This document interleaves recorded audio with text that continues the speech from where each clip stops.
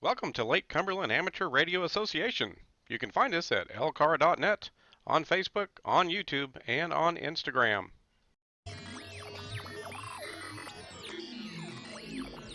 If you're enjoying the videos we're producing here at LCARA, please help our club out by hitting that subscribe button. Also, give us some feedback on our videos. Click the like button, share with anybody who may find it interesting, and be sure and hit the bell icon to make sure you get notified of the next video release. Well, this is KY4BDP Brian. What are we going to be doing today? Well, we are going to showcase some skill sets that every amateur radio club needs to have, and that is the ability to replace hardware. In our case, here at Lake Cumberland Amateur Radio Association, we're going to replace our 70 centimeter repeater. The Yaesu DR2X is what we're going to utilize for the 70 centimeter side of our club. And this repeater can do analog and digital, C4FM, or as Yaesu likes to call it, fusion. And in fact, we're going to be utilizing this repeater in AMS mode, or automatic mode select, where somebody can come in on analog just fine. Somebody can come in on digital just fine. So it'll be able to go back and forth depending on who initiates the initial connection. So with this helicopter view of the repeater, you can kind of get a feel for how big it is. It's about a 2U size if you're in the IT field, about a 2U size device. And we're going to head out to the shack and we're going to install this guy into the rack. So and we're also going to install the antenna as well that this repeater is going to use. The old antenna that we've been using has been up there 15, 20 years, so it's just wobbling in the breeze. So let's get to it. Let's head up to the repeater site and let's replace that repeater and that antenna. Here we're on the back of the rack, and AC4DM, our Elmer, who spearheads a lot of these projects, is beginning to disconnect a lot of the old cables from the old repeater, from the duplexer, from power, and so forth. We have AC and DC going to the old repeater. We'll have AC and DC power going to the new one. We utilize a duplexer for the transmit receive frequencies to keep them isolated. We have duplexers on all of our repeaters. We have 4 up in that shack, or 3 I should say, 2 meters, 70 centimeters, and 6 meters. Here's a preamp that we used to have to use with the old repeater, the old Motorola MyCore, which we'll see showcased in just a moment. That's superfluous. We do not need that anymore, so we just yanked that off. And here's the Motorola MyCore. Now, my Elmer told me a story. He's cobbled together a lot of these repeaters over the years because they're cheap. They were coming off of usage by a state agency someplace, and you could get these off of auctions and eBay sometimes.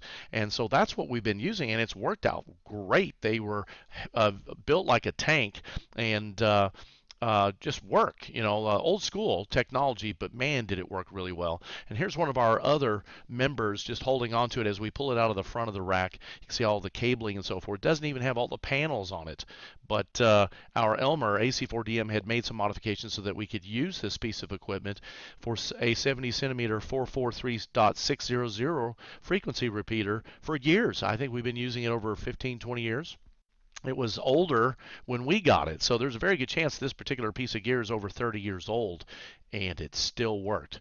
Why are we replacing it? Because it had some sore spots, getting a little bit old, and it also required additional equipment to do certain things, whereas the modern ones don't. Here's Don on the back, and again, he's just cleaning up some things and making sure that we have everything removed off the old repeater. Don is an amazing gentleman, and Chris and I, KY4CKP, are learning just heaps and heaps of knowledge from this man right here. Here's the front of the new repeater, the System Fusion DR2X Fusion repeater, and not powered on at this point. We just literally put it in the rack, and we're getting ready to start connecting things on the back. And now we're on the back side, and AC4DM is connecting some of the new cables. We went ahead and replaced all the cables on the back as well, the patch cables between the duplexer and the repeater. and he's tightening those down. As you can see, we've got the MFJ 259 sitting there on top just to check the SWR, which we actually did a little bit later in this video. But you can see the duplexer there, and that one's really short. If you see the 2 meter, it's about 5 feet tall or 4 feet tall. If you see the 6 meter, it's even taller still. And as you get up into those bands, if you ever use these duplexers, these cavities, vacuum cavities, can get quite tall the longer the frequency. So but those are really small. They actually fit in a panel or on a panel inside the rack, and you just connect patch cables from it to the repeater. So that's what he's finalizing here to get those ready. And they're already tuned. We didn't have to change anything there. Now we're on the back of the radio. We've got power connecting. You can see the AC power bottom right. We've got the DC power cable connected on the repeater. Now it's not actually connected on the distribution panel on the back. We're going to go down below. You can also see the receive antenna. There's a transmit on the left corner. But the DC is not connected yet. We're using a Rig Expert distribution panel, and we're utilizing a 15 amp fuse. Now it has inline fuses as well on the Anderson power pole cable that you see there. So we were good to go as far as not going to fry our brand new repeater.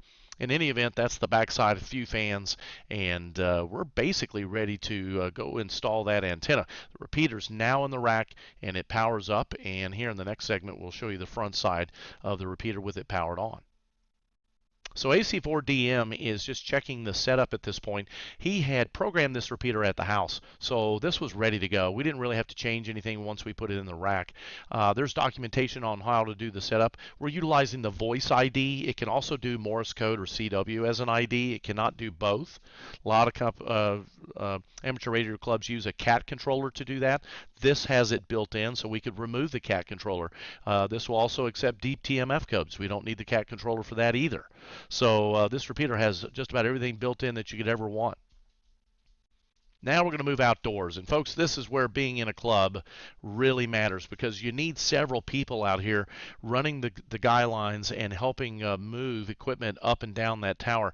And you need a tower monkey. And I'm proud to admit I'm that monkey, one of them.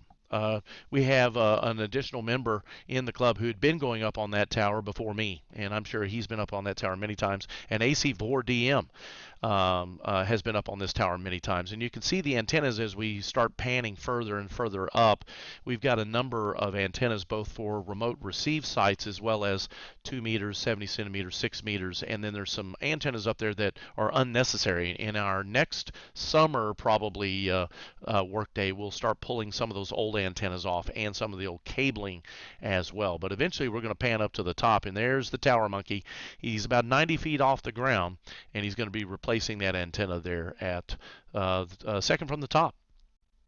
Here we're looking at myself one more time from a different angle. Now, if you look closely at that antenna there that I'm, I guess, at that level, you can see it wobbling. That's how poor it had gotten. The screw had come out, or maybe it was never there, but I'm pretty sure it had been originally. And the antenna was just wobbling up there. That antenna had been up there 15, 20 years. It was time to come down. And even one of the radials was bent. I don't know if that was from a hawk or an eagle, but a brand new Comet GP3 took its place. Now, I took this video. I was being really careful. I'm harnessed in, so there's no way for me to fall off while I'm doing this. But I thought, well, I'll take one video while I'm way up here on this tower. This is about 90 feet up on the tower, but this knob that the tower is on gets us up way, way up there. And as I move the camera up, you'll be able to see about the height of this knob and the tower itself. There's that bent radial that you can see. There's the old antenna. And we're basically replacing it with just a newer version of it, a Comet GP3, which is also what I use here at the house. But if I pan here to the left and to the right, you can just see off into the distance. This is late November. And you can see the leaves have already fallen off most of the trees. Beautiful. But this is one of the reasons why our club has such a great signal. And you can hit this repeater from almost 100 miles away. I'm not saying it's clear at 100 miles, but it's hittable. I can hear the tone from the 2 meter and the 70 centimeters from a long, long distance, which is really great because we can serve a multi-county area in an emergency for Aries and races. And some of you will know what I'm talking about there. And there's the KET tower. That's our public television station and radio station tower that we share this knob with. And that's me up there. And that's the old antenna, and I've got to replace that with the new one. So had a lot of fun up on that antenna. It was a beautiful day, sunny, and not too hot, not too cold. Had a lot of fun up there. Now KY4CKP is filming this from the bottom. I hate to even admit this, but I dropped my phone from up there. So after filming that last little segment, I dropped my phone. So he's filming this from the bottom. You can see I'm working on a lower section of the antenna, making sure that the cable is routed correctly in the cable management pieces that we have attached to the antenna. All right, now for the last segment of this repeater antenna installation that we have been showing you up to this point, we're going to test with a radio to see if we can really tell the difference between the analog and the digital. The analog's always been very good because we've had a good repeater, although you got a chance to see how old it was. With the new Fusion, should sound hopefully the same, but then we'll switch over to digital and see how that sounds. So let's give it a go. This is KY4BDP on the 70 centimeter repeater testing analog connectivity at this time. KC4DM. There's the new caller ID. And that's the one built into the repeater. KY4BDP, KC4DM. Everything's sounding good so far. Hey Don, well thanks for getting back with me. Yeah, we're just cutting the last segment of the video, and you sound great even on analog. There's not any static, of course, with the your locality near the repeater side itself as well as myself. So I think the analog sounds great, and we just saw the call ID go out, the repeater doing that by voice, and so we got to hear what that sounds like on the Fusion repeater as well. I'm just about to switch over to digital. Let me know if that will work for you. Very fine. That will work for me. I'll be standing by waiting on you to switch over. AC4DM. So on the FTM 400, all we have to do is hit the DX here, X for the X wires on this, but we're just going to go to digital on that channel A. Now on this radio, you can only do digital on the channel A, or VFOA, I should say, sorry. So let's press the button. Now we're digital with the line across the top. It's technically in AMS mode, so if it receives it on analog, it'll stay analog. But if I send it out digital, it'll stay on digital, or receive it back on digital. So let's call out again to AC4DM, and let's see what it sounds like with digital. KY4BDP testing 70 centimeters, 443600, now with digital. KY4BDP, AC4DM on digital. Back to you. I can't get over how clear that is, and your level even came up a little bit that time, so I can tell the difference. I don't know if the audience is going to be able to tell the difference through my mic, but it definitely sounds clearer, and again, your level definitely came up. I had to turn you down just a little bit. That is correct. You've done the same on this end, and you cleared up with no hiss or nothing. Well, that is awesome. Well, I appreciate you standing by for these tests, Don, and we're going to go ahead and cut this segment, but appreciate you coming back, and this will make for good YouTube video, hopefully. So this is KY4BDP for AC4DM. All right, KY4BDP. Good to hear you in there. AC4DM will be clear. KY4BDP clear. So we'll turn that down. So the repeater's now installed. It will work on analog or digital. We have it running in AMS, so it'll receive on digital or analog and reply back on the same. We've got the antenna installed now. Now that was a Comet GP3, same one I use here at the house for the 2-meter band when I check in with the nets typically. So same antenna. So everything's already clear, but hopefully you could tell just a little bit of a difference with the digital.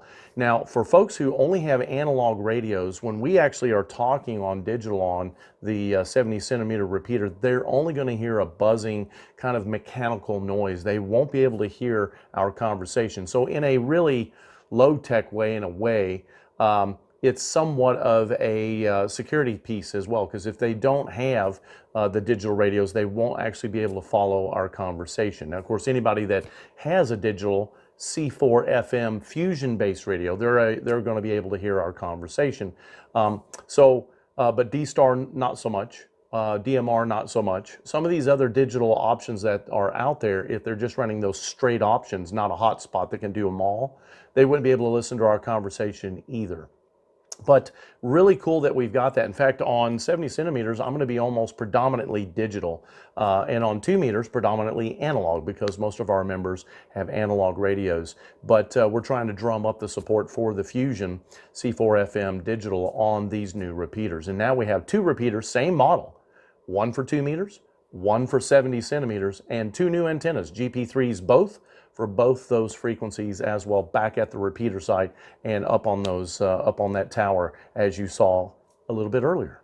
So let's close out the video. This is KY4BDP Brian for the Lake Cumberland Amateur Radio Association. I hope you enjoyed this.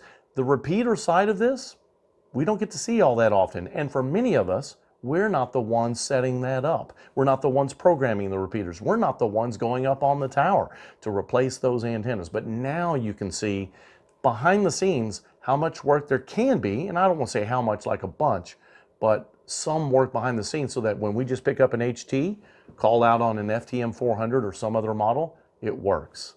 Hope you enjoyed the video. 73s.